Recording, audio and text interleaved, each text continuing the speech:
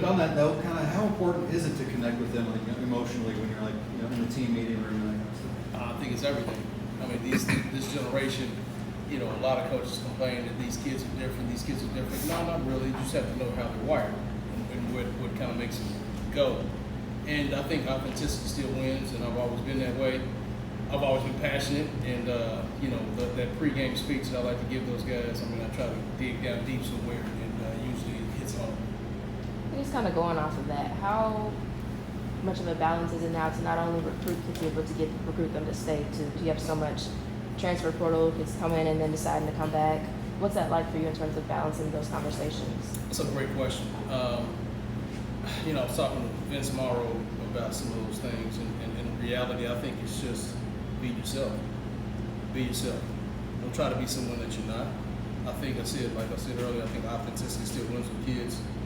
They want someone to be real with them, to hold them accountable, but also be able to know that they care about them off the field as well. So however I can help them grow on the field as well as off the field, I think it speaks for itself when they talk to each other, when they talk to their peers. They can speak to those things, and I don't really have to recruit them as hard because I care for them and I love them like they're my own. And when I decided to coach, just like I heard Teddy say the other day, I mean, when I decided to coach, I'm a father first. So those are my sons. I've got 3 girls.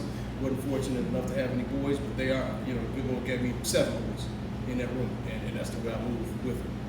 Girl, that's your best, by the way. Oh, thank you. Chris, have you seen a difference, I guess maybe in comfort level with the guys who are now sophomores?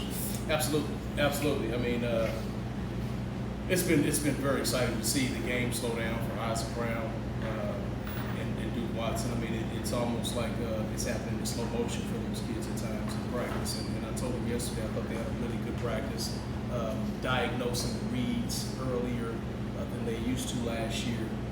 Very dialed in pass protection. They're seeing, safety rotation to get pre-snap reads and things. So it's been very, very exciting to see their growth. Even Bam, I mean, this is his 3rd year of the program. I call it Chapter 3 for him. I mean, again, it's slow motion. I mean, there's very few mental mistakes, and he's helping the younger guys out as well as Duke and Isaac.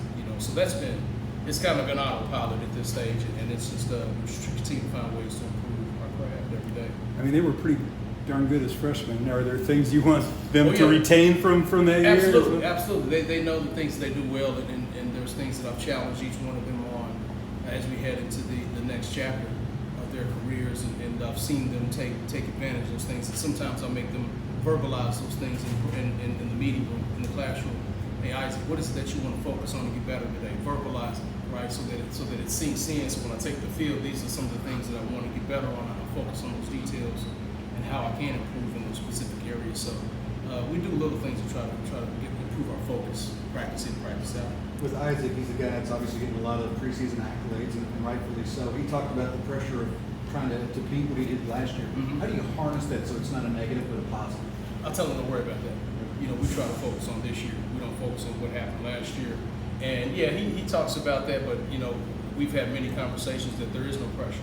We just got to go out and play one play at a time, right? This is a new year. Last year was last year, and it was what it was. But we've got to prove ourselves all over again. So it's almost like this is starting over from scratch. And so don't focus on I want to be better. Let me be great today. Let me be great on this rep, and that's all that matters right now. So we're just trying to stay on him. He's a young guy, and there's people in his ear and things like that. But we just stay on him and communicate with him. Hey man, it's a new day, man. New opportunity to be great in this rep. Just going off of that, obviously the tension outside is different than in a game where he's going to be the target for a lot of defenses. Knowing the success you had at Forest, how do you kind of prepare him to hey, they're going to game plan for you? Oh man, I mean that's a great question. I mean because that's all I spoke to him about all summer. I remember after my big freshman year, and I had a big year, and then coming into my sophomore year, just the amount of pressure that I felt, and the way the defense has adjusted to playing me, seeing heavier boxes. And I told him, I said, hey man, it might be a little crowded in there early on, and that's respect to you and what you all have done. Well, we've got to let the game come to us. We don't need to go looking for the home run every time I touch the football. Play the game. It'll come to you. And focus on one play at a time. And as we continue to evolve offensively, but the quarterback's doing a great job distributing the football, it'll loosen up some of those boxes in there, and then we'll be able to do our thing, and it goes all hand in hand. So we just don't need to press. We need to make sure that we play team football, protect the quarterback when it's in the passing game, and then we take advantage of the run opportunity. The guys had some good things to say about Sean Boykins and his transition to running back. From your perspective as a coach, what have you seen over the course of fall camp while he's making that switch from wide receiver? Man, immense growth. I mean, I tell you what, he looks like a natural running back. He's got some traits to him that you just can't coach. I'll hesitate to draw comparisons a lot, but I think his athletic profile, I was telling Coach Brown the other day, I think his athletic profile is very, very similar to Isaac Rindo, in the sense that receiver in high school, no running back, very little, kick return, straight line guy, track guy, big speed, runs as fast as Isaac can do, but he's 212 pounds. We're talking about a 10'8" kid out of high school. And so when you think about that, he's got quads like Chris Barclay. I mean, they're just bulging out of his pants and things. And so you think about that, and he's got great hands coming from receiver, just like Rindo did. And you know, just to see his growth through the first 7 practices it's been awesome to watch. I mean, he was rough. It was rough early on. We're still trying to learn and master the art of playing low. He's a tall kid, 6 foot, 6'1"-ish. You know, we're underneath the bar. We're trying to become 5'6" when we run the football. We're still capturing that part. But there's pictures where he's doing that, and he's powerful now. I mean, with that type of speed and as big as he is, he's a fast man. And just to see his growth every day has been tremendous. And those guys are doing a great job helping him out. I didn't realize it, but they all came in the same class. I thought he came a year earlier. So all three, him, Isaac, and Duke, are in the same class. I mean, so I'm just taking the depth of that. What's the genesis of that idea? Sorry.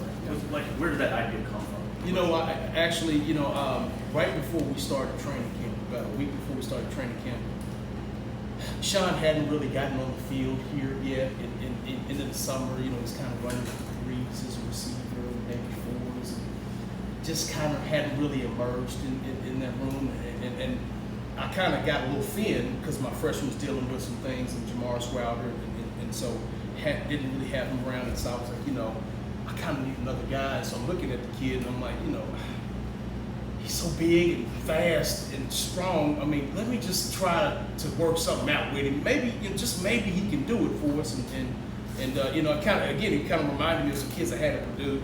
I took some projects up there, and so I'm used to rolling up my sleeves. You know what I mean? And he just had some traits that I said, you know what, I think that we can make some things happen with this kid. And he was receptive to it. Oh, 1,000%. And I had to have a couple conversations with him. Yeah. I had a conversation with him about a young man we had up there named Tyrone Tracy, who transferred to us from Iowa. He was a receiver, and you know, I tried to talk to him for a while. Hey, come on over, man. Hi, you know, he was trying to be Debo Samuel, so he wanted to do both. He was kind of, you know, at the time, jack of all trades, master of nothing. And so the year after we left, last year, he immersed himself in it full time. He was a 5th-round draft pick. Was a leading rusher for the New York Giants last year. And I told him, I said, hey, man, you got some traits, man. If you buy in, then there's opportunity, man. I really believe that you can be special. He's buying in, and he's been awesome so far. When you have so much talent in a room like that, how you keep them happy? You know, I think they're all close. You know, they're all close. You know, and that helps. You know, as far as those 3 kids, they came in together, so they're used to going through the freshman adjustment period together. Obviously, Bama, Isaac, and Duke, I mean, they're all 3 next door neighbors. I mean, so they, you know, you can't get any closer than those 3 kids. They're like the 3 Stooges, you know, 3 peas in a pod. I love them to death. And then, you know, the young kids, man, I mean, they're just coming along and they see, you know, 3 really good backs. I feel like I have 3 starting running backs. I really do. You can take any one of those 3 kids and they can start with probably most schools in the ACC. So we're fortunate here to have an embarrassment of riches. And I just thank God every day for the opportunity to coach him to come in here and hopefully be a blessing to him going in off the field. And it's just been fun to watch him grow every day. Last year, that trio started 3rd, 4th, and 5th on the depth chart and wound up being a super productive group. Obviously, with a year of conditioning and training and all that going into this year, what do you think is the ceiling for this group? You know, I don't know. I pray about that every morning. That we find a way to elevate, that we find a way to raise the standard that Zone 6 has set, that Isaac Rindo and Jawar Jordan were able to do. We in 2023 that Isaac Brown and Duke Watson were able to do in 2024. I just pray that we find a way that this unit, that it has its own identity, it has its own DNA, that it finds a way to raise that level that Zone 6 has been able to do for 2 years now. So, I know the good Lord knows how we can do that. I have some thoughts, but I know that they're all capable of doing great things. And so I'm just excited for the opportunity here. All right. Thank you, guys. Thank you. Thanks, Chris.